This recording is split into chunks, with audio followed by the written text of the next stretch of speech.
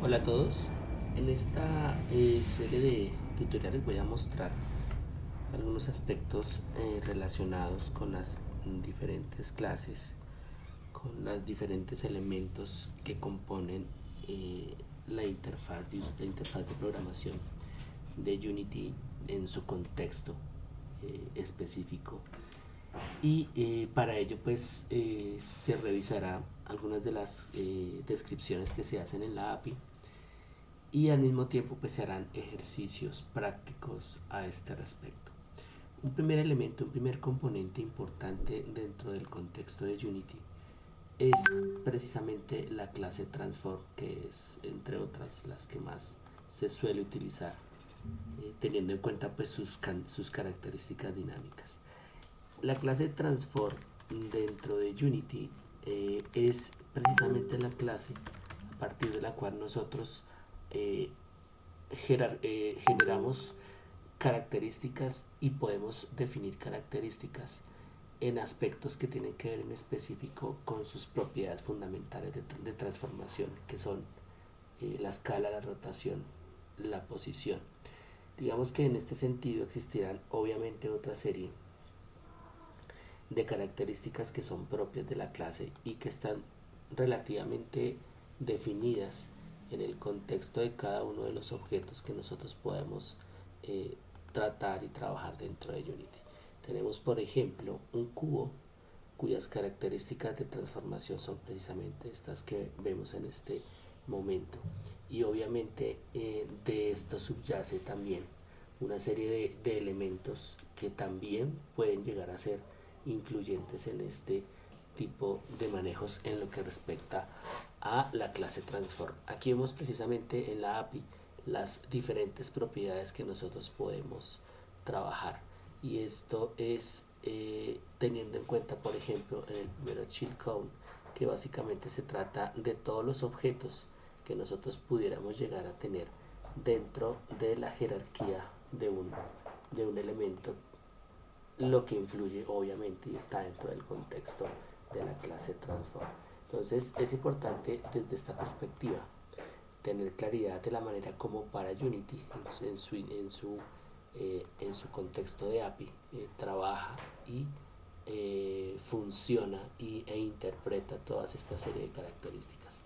Tenemos por ejemplo, vuelvo y digo, como propiedades chill count, tenemos forward por ejemplo, tenemos local position, local rotation, que básicamente son las diferentes propiedades que se pueden eh, utilizar y manipular dentro de la clase transform. Tenemos también métodos públicos como rotate, que suele ser de uso bastante importante. Tenemos miembros heredados, que en este caso involucran por ejemplo la subclase o la propiedad GameObject, por ejemplo, o la propiedad tag, que también se suele utilizar muchísimo para tratar de establecer relaciones entre elementos según son nombre de etiqueta o tag. Entonces aquí vemos precisamente diferentes elementos que nos van a ser muy útiles. Un método público que se suele utilizar, que también está en el contexto de Transform, es el de getComponent. Entonces algunas de estas características, algunos de estos elementos de propiedades, de métodos, los utilizaremos alrededor de estos ejercicios pequeños que nos ayudarán a entender un poco el funcionamiento en el contexto, vuelvo y digo, de la API de Unity. Específicamente trabajaré la versión 2019.4, pues no tiene muchas diferencias con versiones anteriores y posteriores, sin embargo es la que más se adapta a ciertos intereses. Entonces vamos a iniciar precisamente con algunos ejercicios alrededor de estas propiedades.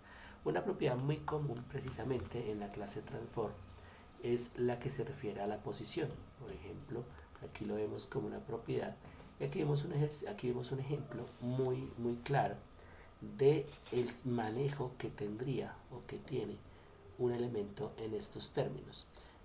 Y lo importante es revisar en la sintaxis que cuando queremos delimitar una caracterización, una transformación en términos de posición, este es el primer aspecto de sintaxis que tenemos que tener en cuenta. Estamos hablando de la clase y aquí de una propiedad, entonces es importante tener en cuenta que la sintaxis es básicamente la clase, punto, la propiedad que se ha de utilizar, y de esta manera poderlo manipular de manera correcta. Vamos a hacer entonces un ejercicio muy básico con este primer elemento que se refiere a la posición. Tenemos aquí un script. En este punto tenemos un cubo. Vamos a situarlo frente a la cámara y vamos a posicionar esta cámara en altura 0 y el cubo lo vamos a dejar básicamente en una posición que en primera instancia voy a definirla de tal manera que me permita establecer en este primer ejercicio un posicionamiento real al momento de iniciar el juego. Voy a basarme básicamente en esta posición, sobre todo la posición en Z. Voy a decir que voy a darle aquí -6, esta posición me parece aceptable. Bien, lo que yo voy a hacer es básicamente reposicionar el cubo de esta manera, no importa la posición en la cual se deje para efectos del script, y lo que voy a hacer ahora es posicionar precisamente este primer script que se llama transpose 1. Voy a ponerlo en el objeto, voy a abrirlo aquí, si se dan cuenta aún no tiene ninguna variable ni ningún elemento característico, y vamos a abrirlo en este momento en nuestro editor. Una primera característica que podemos nosotros delimitar, por ejemplo, de esta propiedad position dentro de la clase transform, es si quisiéramos como tal, es posicionar el objeto al momento de iniciarse el juego o iniciarse el script con un valor específico. Vamos a darle a nuestro objeto una posición específica, no necesariamente la cual se encuentra, sino una posición en la que nosotros queremos. Vamos entonces a decirle que nuestra posición, transform position, va a estar delimitada por un nuevo reposicionamiento que en este sentido vamos a trabajar a partir de nuestro vector 3, que es precisamente, en términos de las posibilidades de transformación de posicionamiento, es precisamente lo que se pueden trabajar los tres vectores, en este caso para un elemento en un contexto tridimensional, y lo vamos a hacer a través del plano cartesiano, básicamente los ejes X, Y y Z.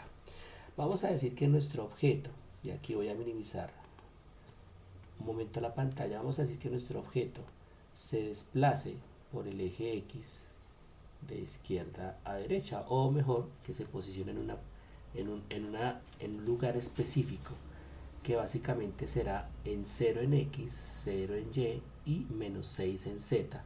Esto para darle una posición justo al frente de la cámara y lo suficientemente separado de ella para que pueda ser visible. Entonces vamos a darle esta primera configuración. Vamos a decir entonces que transform position va a ser igual a new vector 3, 0 en el eje X, 0 en el eje Y y -6 o 6.0f en el eje Z. Vamos a guardar, recordemos que aquí están los ejes X, Y y Z, y es 0.0f teniendo en cuenta que es la forma en la que interpreta Unity un valor flotante o un valor decimal. Si dejáramos solamente el 0.0, nos daría un error porque lo va a interpretar como un dato de tipo double, y en este caso se trata de un dato de tipo flotante. Vamos a dejarlo en este primer punto nuestro posicionamiento, y vamos a decirle ahora que nos ejecute nuestro juego. Vamos a decirle play, y aquí vemos como al momento de iniciar el script, de ejecutarse el juego, él nos posiciona el objeto precisamente en la posición 0 y 0 en X y Y -6 en Z. Esta es una forma muy interesante de poder reposicionar un objeto, teniendo en cuenta las posibilidades que ofrece transform.position. Podemos también que a través de una acción en concreto, por ejemplo, una acción que yo realice al teclear una tecla del teclado, valga la redundancia, pues yo pueda establecer una nueva posición. Por ejemplo, yo podría decir que si oprimo la tecla A, entonces voy a reposicionar mi objeto en otro lugar. Vamos a copiar esta línea de código y le vamos a decir entonces que en efecto la nueva posición que va a tener ya no va a ser en -6, sino que por ejemplo va a ser un poco más alejado, podría ser -15, y aquí nos daría definitivamente una nueva posición. Vamos a guardar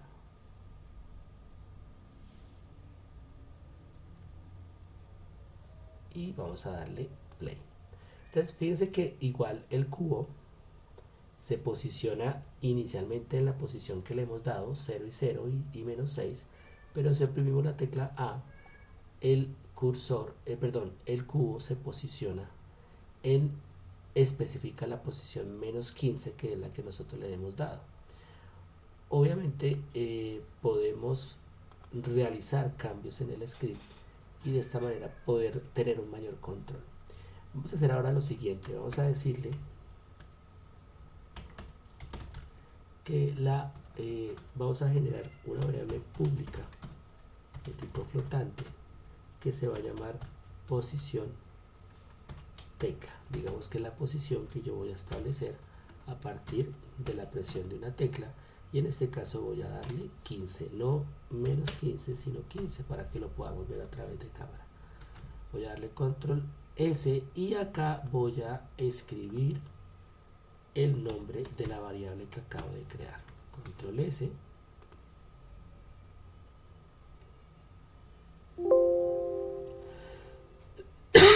Aquí tenemos 15, si damos play, aquí vemos que en efecto nuevamente se posiciona en 0, y si oprimimos la tecla A se posiciona en 15, tal cual. Si nosotros le damos, por ejemplo, 25 estando en modo play y oprimimos nuevamente la tecla A, él va a reposicionar nuevamente el objeto. ¿Por qué razón?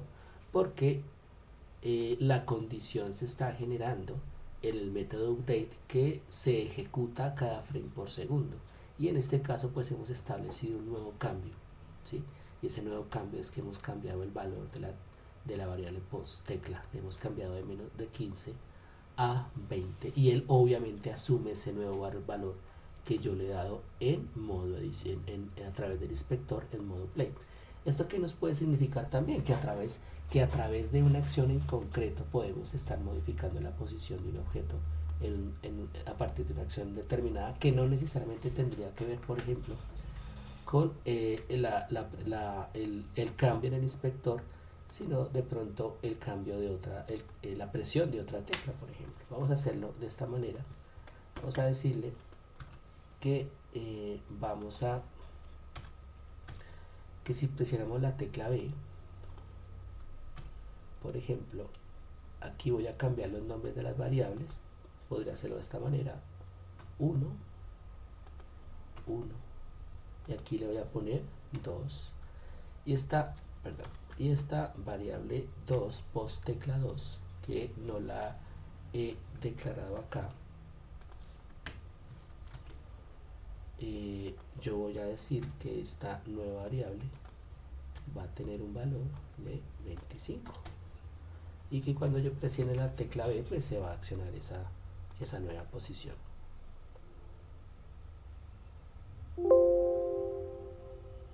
Bien, vamos a darle play. Aquí vemos nosotros nuestros valores. Entonces yo oprimo A, 15, si oprimo B, 25. Perfecto. Entonces aquí ya nos ha cumplido con nuestras condiciones que hemos dispuesto, un cambio de posicionamiento. Ahora, por último, voy a comentariar estas variables que hemos puesto acá. Y este if que hemos dejado acá,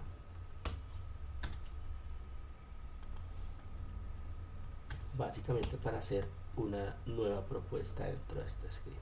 Obviamente podríamos borrarlo, pero básicamente quiero hacer otra acción a partir de estas propiedades que nos ofrece Transform Position, estas posibilidades que nos ofrece Transform Position, para terminar precisamente con este ejemplo del trabajo con esta propiedad. Podemos nosotros incluso simular, y esto lo digo porque en efecto cuando yo manipulo position de una manera eh, relativamente extendida en el tiempo, va a simular el movimiento. Lo que realmente estaría sucediendo es un cambio de posición en el tiempo y el espacio, más no un movimiento en concreto. Sin embargo, es una posibilidad y es una manera de poderse trabajar. Y en este sentido voy a generar acá una nueva variable pública de tipo flotante que voy a llamar post secuencial, por ponerle un nombre. Entonces este post secuencial voy a decir que tenga un valor de 0.1 y de esta manera voy a determinar un cambio de posicionamiento continuo en el tiempo. ¿Cómo lo podemos hacer? Lo vamos a hacer en el método update. Vamos a decirle que transform.position va a ser más igual, es decir, va a sumar el valor del igual cada frame por segundo, el valor que se esté estableciendo en una de las coordenadas de vector 3. Entonces aquí lo que él va a hacer es que en el transcurso de la ejecución del método update, es decir, cada frame por segundo, él va a sumar una vez cada frame el valor que establezca yo en vector 3, 0.0f, 0.0f, y aquí voy a hacerlo de la siguiente manera, 0.0f, y acá voy a ponerle el valor en x para que se mueva de lado a lado. Voy a poner el valor de post secuencial. Entonces control S,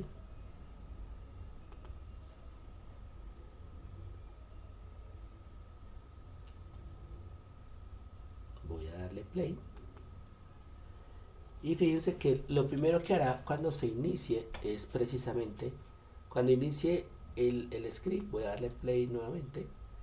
En el momento de iniciarse el método start, él posiciona el objeto en 0 y posteriormente inicia el movimiento. Fíjense que aquí el movimiento se hace relativamente uniforme. Hay un aspecto que influye muchísimo en este posicionamiento y es el manejo del rendimiento y el trabajo que hace el sistema de ejecutar cada acción cada frame por segundo. Eso dependerá de muchos factores, pero en general el rendimiento de la máquina no siempre es constante. Vamos a mirar acá un aspecto importante nuevamente en Play. Vamos a ver acá, por ejemplo, que los frames no se mantienen constantes. Fíjense que aquí pasa 700, 500, y eso hace que el movimiento del objeto realmente no sea muy constante.